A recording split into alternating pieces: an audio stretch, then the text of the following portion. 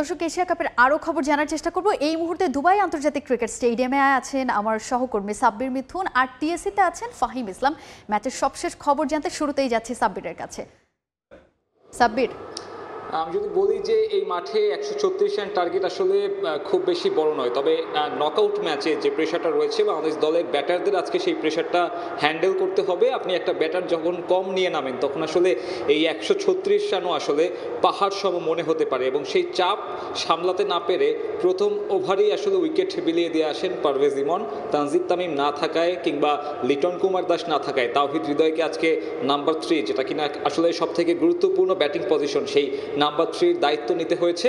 তাওহিদ হৃদয় সাইফ হাসানকে নিয়ে সেই চাপ সামাল দেওয়ার চেষ্টা করছে। ব্যাটাররা এখন চাচ্ছে আসলে উইকেটটা না খরচ করা, অর্থাৎ এই মাঠে এই টার্গেটটা যে তারা করা সহজ হবে সেটা তারা জানে।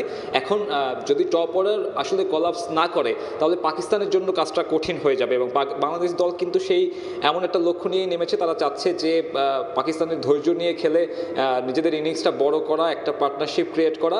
সেক্ষেত্রে সাইফ হাসান কিন্তু একটা ভালো শুরু এনে দিয়েছে। অ্যাজ ইউজুয়াল এই ব্যাটার বেশ ফর্মে রয়েছে, তার কনফিডেন্স যে আউটের সেটা কিন্তু আসলে সেই কনফিডেন্সটা কিন্তু কাজে লাগছে। তবে অন্য প্রান্তে তাওহিদ হৃদয় মাত্র আউট হলো, অন্য প্রান্তে সাইফকে সঙ্গ দিতে পারেন এই সবশেষ ভারত ম্যাচে, এবং আজকেও আমরা দেখতে পাচ্ছি সাইফ বাদে অন্য কেউ চাপ সামাল দিতে পারছে না। তাওহিদ হৃদয় যখন দলের গুরুত্বপূর্ণ একজন ব্যাটসম্যান, সে কিন্তু আবারও ব্যর্থ হলেন, এবং তার নামের প্রতি সুবিচার করতে না পারার কারণে বাংলাদেশ দলকেও কিন্তু ভুগতে হচ্ছে।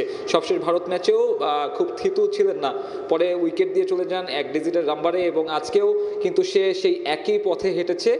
হারিস রৌফের কাছে নিজের উইকেটটা বিলিয়ে দিয়ে বাংলাদেশকে আরও বিপদে ঠেলে দিল, এবং বাংলাদেশ দলের আসলে এখান থেকে কামব্যাক করার জন্য যে একটা পার্টনারশিপের প্রয়োজন, সেই পার্টনারশিপে আসলে সাইফ হাসানকে সঙ্গ দিতে হবে। সাইফ হাসান এক প্রান্ত আগলে রাখছেন, তাকে অনেক সাবলীল মনে হচ্ছে, তবে অন্য প্রান্তে ব্যাটসম্যানদের দায়িত্ব নিতে হবে, কারণ বাংলাদেশ দলকে মনে রাখতে হবে তারা কিন্তু একটা ব্যাটসম্যান কম নিয়ে নেমেছে, এবং সেই কাজটা করে দেখাতে হলে, অর্থাৎ 136 রানের যে চেইজেবল সংগ্রহটা রয়েছে সেই চেইজেবল সংগ্রহটা পাড়ি দিতে হলে একটা পার্টনারশিপের প্রয়োজন, এবং সাইফ হাসানের সাথে এখন আসলে সেই পার্টনারশিপটা কে করে সেটাই একটা গুরুত্বপূর্ণ প্রশ্ন।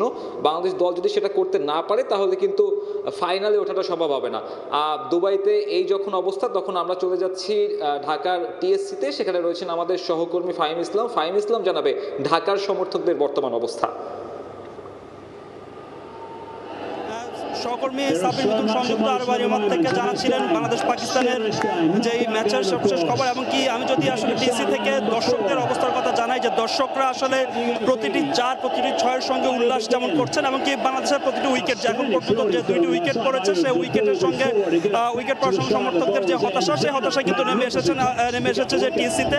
আসলে যদি বলি বাংলাদেশ শুরুটা সমর্থকরা যেভাবে চেয়েছিল, বাংলাদেশের যে বোলিং, সেই বোলিংটা বাংলাদেশ শুরুটা প্রত্যাশিত করেছিল, কিন্তু ক্যাচ মিস এবং রান আউট মিসের কারণে আসলে পাকিস্তানকে 120 রানের মধ্যে আটকিয়ে রাখার কথা বলেছিল দর্শকরা, কিন্তু শেষ পর্যন্ত তা সম্ভব হয়নি। পাকিস্তান 135 রানের টার্গেট দিয়েছে, তবে দর্শকরা বলছেন যে আসলে এই 136 রানের যে টার্গেট, সেই টার্গেটটা কিন্তু আসলে খুব সহজেই তারা করে বাংলাদেশ জয় ছিনিয়ে নেবে, এবং সমর্থকদের যে উল্লাস, সেই উল্লাস আপনারা আসলে এখানে লক্ষ্য করতে পারছেন যে সমর্থকরা প্রতিটি 6 এবং প্রতিটি 4-এর সঙ্গে সমর্থকরা উল্লাস করে যাচ্ছেন, এমনকি 6-এর সঙ্গে প্রতিটি 6-এর সঙ্গে আসলে সমর্থকরা উল্লাস করে যাচ্ছেন। তাদের যে বহিঃপ্রকাশ বাংলাদেশের এই ম্যাচ নিয়ে, আসলে সমর্থকরা বলছেন যে আসলে এই ম্যাচ জিতে বাংলাদেশ শেষ পর্যন্ত কিন্তু এশিয়া কাপের ফাইনাল খেলবে, এবং ভারতকে হারিয়ে শেষ পর্যন্ত বাংলাদেশ এশিয়া কাপে নিয়ে আসলে দেশে ফিরবে। সমর্থকদের এই উচ্ছ্বাস, সমর্থকরা কিন্তু আসলে বাংলাদেশের যেই উচ্ছ্বাস, সেই বাংলাদেশের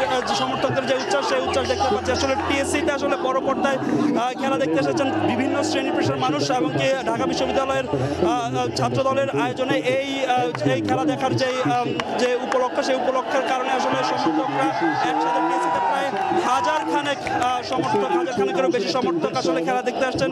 সমর্থকরা আসলে বলছেন যে আসলে এখন পর্যন্ত বাংলাদেশ যে অবস্থানে আছে। বাংলাদেশ পাকিস্তান অঘোষিত সেমিফাইনালের খবর জানাচ্ছিলেন আমার দুই সহকর্মী ফাহিম ইসলাম এবং সাব্বির মিথুন। ঢাকা টিএসসি থেকে ফাহিম ইসলাম যুক্ত হয়েছিলেন, এবং এর আগে আমরা যুক্ত হয়েছিলাম দুবাই থেকে সহকর্মী সাব্বির মিথুনের সঙ্গে।